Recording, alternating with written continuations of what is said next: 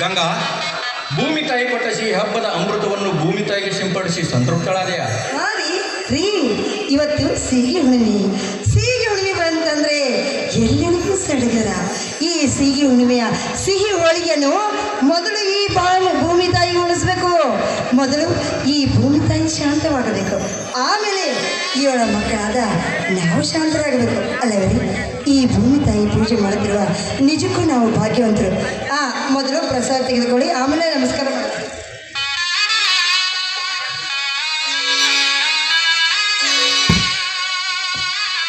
ಅಮ್ಮ ಬ್ರಹ್ಮಾಂಡದ ಬರಡೆಯನ್ನೇ ನಿನ್ನ ಗರ್ಭದಲ್ಲಿರಿಸಿಕೊಂಡು ಸುಂದರ ರೈತ ಮಗನಾಗಿ ಮಾಡಿದ ಮಹಾತಾಯಿಯೇ ನಿನಗೆ ನಮಸ್ಕಾರಗಳು.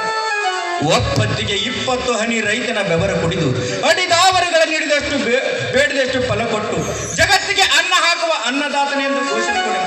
ಆದರೆ ಹಿಂದೆಲ್ಲಿದೆಯಮ್ಮ ಈ ರೈತನಿಗೆ ಸ್ವಾತಂತ್ರ್ಯ? ಕಟುಕು ವ್ಯಾಪಾರಸ್ಥರ ಕೈಯಲ್ಲಿ ಸಿಕ್ಕು ಒದ್ದಾಡುತ್ತಿದೆ ಈ ರೈತನ ಕತ್ತು. ಆದ್ದರಿಂದ ನಿನ್ನ ಪಾದ ಕಮಲಗಳಿಗೆ ಹಿಡಿದು ಬೇಡುವೆ, ಈ ರೈತನನ್ನು ಉದ್ಧರಿಸು ಎಂದು.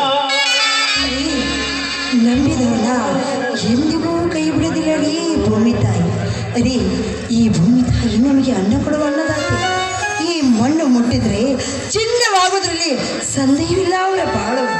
ನಿಜ ಗಂಗಾ, ನಸುಕಿನಲ್ಲಿ ಎತ್ತು ಎಮ್ಮೆಗಳನ್ನು ಮುಟ್ಟು ಕಸವನ್ನು ನೆತ್ತಿಯ ಮೇಲೆ ಹೊತ್ತು ಹಿಮ್ಮೆಗೆ ಹಾಕುವನೇ ನಿಜವಾದ ಅನ್ನದಾತ. ಆದರೆ ಮುಗಿಲೆತ್ತರ ಬೆಳೆದು ನಿಂತ ಈ ಫಲದ ಜಲವನ್ನೇ ಕಿತ್ತು ಬಿಸಾಕುತ್ತಾರಲ್ಲ ಈ ಕಟುಕ ವ್ಯಾಪಾರ. ಅದಲ್ಲದೆ ಈ ಹಿಂದೆ ಮಾಡಿದ 100 ಚೀಲ ಸೂರ್ಪಾನದ ಮಾಲೆಲ್ಲ ಬರೀ ಅಡತೆ ಅಂಗಡರ ಮಾಲ ಅಂದಾಗ ಎಂದು ಉದ್ಧಾರವಾಗಬೇಕಮ್ಮ ಈ ನೋಡಿ. ಅದೇನಾಗಿದೆ ಗೊತ್ತಾ, ಈ ಸಲ ಮಳೆತನದ ಖರ್ಚು, ಗೊಬ್ಬರ, ಎಣ್ಣೆ, ಬೀಜ, ಇದೆಲ್ಲ ಖರ್ಚಿನ ವೆಚ್ಚವೇ ಉದ್ಭವಿಸಿ ಬಂದಾಗ ಆದರೂ ಆಗಿರ್ಬೋದು. ನೋಡಿ, ಈ ಸಲ ಚೆನ್ನಾಗಿ ಹಣ ಸಂಪಾದನೆ ಮಾಡೋಣ.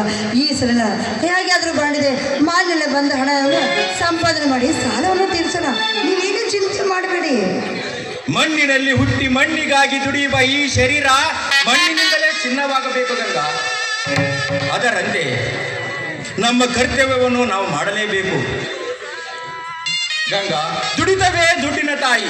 ಈ ಸಲ ತುಂಬಿ ನಿಂತಿರುವ ಈ ಬೆಳೆ ರೈತನ ಕೊಳೆಯುವುದರಲ್ಲಿ ಸಂದೇಹವಿಲ್ಲ. ಈ ಬೆಳೆಯಲ್ಲಿ ತಮ್ಮನ ಮದುವೆ ಕಾರ್ಯ ಕೂಡ ಮುಗಿಸಿಬಿಡೋಣ. ಹೌದು, ತಂದೆ ತಾಯಿ ಇಲ್ಲದ ನನ್ನ ಮೈದನ ಜವಾಬ್ದಾರಿ ನಮಗಿದೆ ಅಂದಾಗ ಆ ಕಾರ್ಯ ಮಾಡಲೇಬೇಕು. ಅವ ನೋಡಿದರೆ ಯಾವಾಗಲೂ ಕುಸ್ತಿ, ಕಬಡ್ಡಿ ಅಂತ ಮನೆ ಬಿಟ್ಟು 6 ಗಂಟೆ ತಿರುಗ್ತಾನೆ ಇರ್ತಾನೆ. ಈ ಸಲ ಅವನು ಮನೆಗೆ ಬರಲಿ, ಸರಿಯಾಗಿ ಹಾದಿ ಹಿಡಿಸಬೇಕು.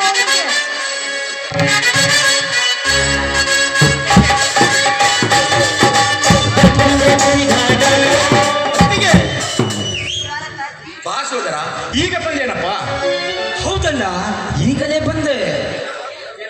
ಏನಪ್ಪ ಮೈದನ, ಏನು ನಿನ್ನ ಆಟ? ಕುಸ್ತಿ, ಕಬಡ್ಡಿ ಅಂತ 1 ವಾರ ಆಯ್ತು ಮನೆ ಬಿಟ್ಟು ತಿರುಗ್ತಾ ಇದೆಯಲ್ಲ. ಯಾಕೋ ನಿನಗೆ ಹೇಳೋರು ಯಾರಿಲ್ಲ ಅಂತ ತಿಳ್ಕೊಂಡೆ ಹೇಗೆ? ಅಂತ ತಪ್ಪು ದಾರಿ ಹಿಡಿಯುವ ಲಾಟಿಗೆ ಈ ನಿನ್ನ ಮೈದುನ 1 ವಾರ ಮನೆ ಮರೆತು ತಿರುಗಿದರು. ಅಣ್ಣ ಹತ್ತಿಗೆ ಹೆಸರನ್ನು ಅಚ್ಚಳಿಯೇ ಉಳಿಸಲಿಕ್ಕೆ ಹೋಗಿದ್ದ ಗೊತ್ತೇನಲ್ಲ.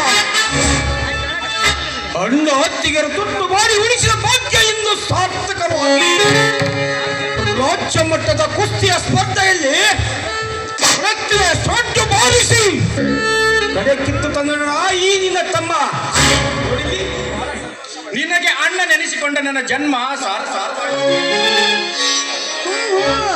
ಹುಲಿಯ ಹೊಟ್ಟೆಯಲ್ಲಿ ಹುಲಿನೇ ಹುಟ್ಟುತ್ತೆ, ಇಲಿ ಹುಟ್ಟೋದಕ್ಕೆ ಸಾಧ್ಯವೇ ಇಲ್ಲ. ನನ್ನ ಮೈದನ ಅಂದ್ರೆ ಏನಂತ ತಿಳಿದಿದ್ರಿ? ಕಲಿಯುಗದ ಕರ್ಣ, ಸಟಾರ ವೀರ, ಜಗದ ಗಂಡ ಎಂದು ರೈತ ನೆನೆಸಿಕೊಂಡ ತಂದೆಯವರ ಕೀರ್ತಿ ಇಂದು ನಿನ್ನಿಂದ ಉಳಿಯುತ್ತಪ್ಪ.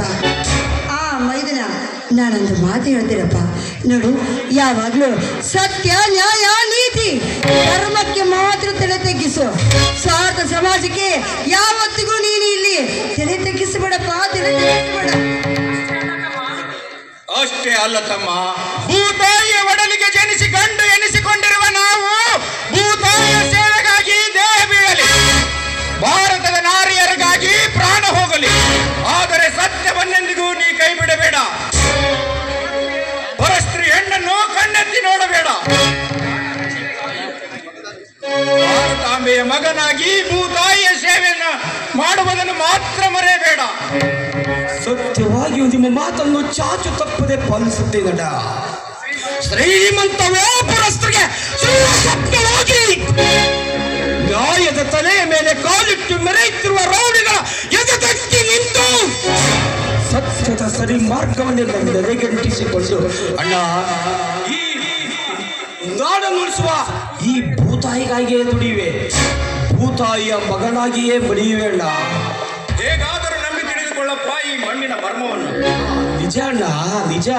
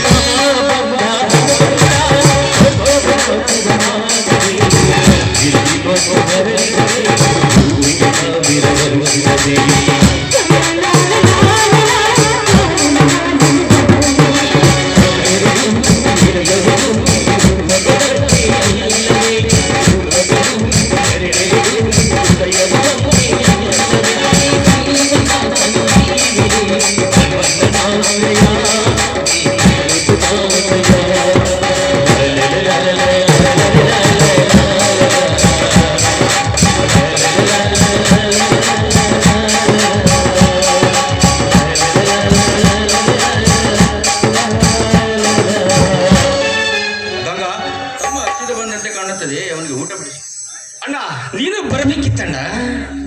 ನಾನು ಇನ್ನೂ ಶೇಂಗಾ ಬೆಳೆಗೆ ನೀರು ಹಾಸಬೇಕಾಗಿದೆ, ನೀನು ಊಟ ಮಾಡಿ ಹೋಗು. ಆಯ್ತಣ್ಣ, ನಾನು ಇನ್ನು ಬರ್ತೇನೆ. ಅಕ್ಕಿಂಬ ಬರ್ತೇನೆ.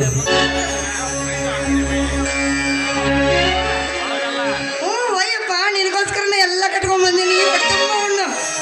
ರೀ ನೋಡಿದ್ರೇನ್ರಿ ನನ್ನ ಮೈದನ ಎಷ್ಟು ತುಂಟನಿದ್ದಾನೆ ಅಂತ. ತುಂಟನಿದ್ದರೂ ಬಂಟನಿದ್ದಾನೆ ಗಂಗಾ ನನ್ನ ತಮ್ಮ. ಅತ್ತಿಗೆ ಎಂಬ ಮಮತೆಯ ಪದವನ್ನು ತನ್ನ ಹೃದಯದಲ್ಲಿಟ್ಟು ಹೇಗೆ ಪೂಜಿಸುತ್ತಾನೆ ನೋಡು. ಹೌದ್ರಿ, ಜನ್ಮ ಜನ್ಮದಲ್ಲಿ ಕೂಡ ಈ ಮೈದುನೇ ನನ್ನ ಪಾಲಿಗೆ ದೇವರಾಗಿ ಬರಬೇಕು, ಈತನೇ ಮೈದನಾಗಿ ಬರಬೇಕು, ಈತನಿಗೆ ನಾನು ಅತ್ತಿಗೆಯಾಗಿ ಬರಬೇಕು ಅಂತ ಆ ಭಗವಂತನಲ್ಲಿ ಬೇಡಿಕೊಟ್ಟೆ. ಮಾತಾಡ್ತಾ ಇಲ್ಲೇ ನಿಂತಿದ್ರಲ್ಲ, ಹೋಗಿ ಶೇಂಗಾದ ಬೆಳೆಗೆ ನೀರು ಹಾಯಿಸಿ ಹಾಗೆ ಎತ್ತುಗಳನ್ನ ಕಟ್ಟಿ ಬಿಡಿ, ನಾನು ಮನೆಗೆ ಹೋಗ್ತೀನಿ. ಗಂಗಾ ನದಿಯಂತೆ ಹಂಗೆ ಜುಳುಜುಳಿನ ಹರಿದು ಹೋಗುತ್ತಿದ್ದೆಲ್ಲ. ಅನುರಾಗದ ನೆರಳುಗೊಂಡ ಹಾಡುವ ಒಂದು ಪ್ರೇಮ ಗೀತೆ. ಇದು ಹೋಗಿ ನಾಚಿಕೆ ಆಗುತ್ತೆ. ಏನ್ರಿ ನೀವು? ಅಲ್ಲ, ಸಣ್ಣ ಮಕ್ಕಳಂತೆ ಹಾಡಿ ಕುಣಿದ್ರೆ ದಣಿದ ನಿಮ್ಮ ಮನ ತಣಿಸೋದೇನು? ನನ್ನ ಮನ ಅಷ್ಟೇ ಏಕೆ ಗಂಗಾ, ಹಸುರು ಸೀರೆಯನ್ನು ಉಟ್ಟು ಶೃಂಗಾರವಾಗಿ ಶೋಭಿಸುವ ಈ ಭೂತಾಯ ಮನ ಕೂಡ ತಂತು. ಸರಿ ರಾಯರೇ, ನಿನ್ನಿಷ್ಟನೇ ನನ್ನಿಷ್ಟ.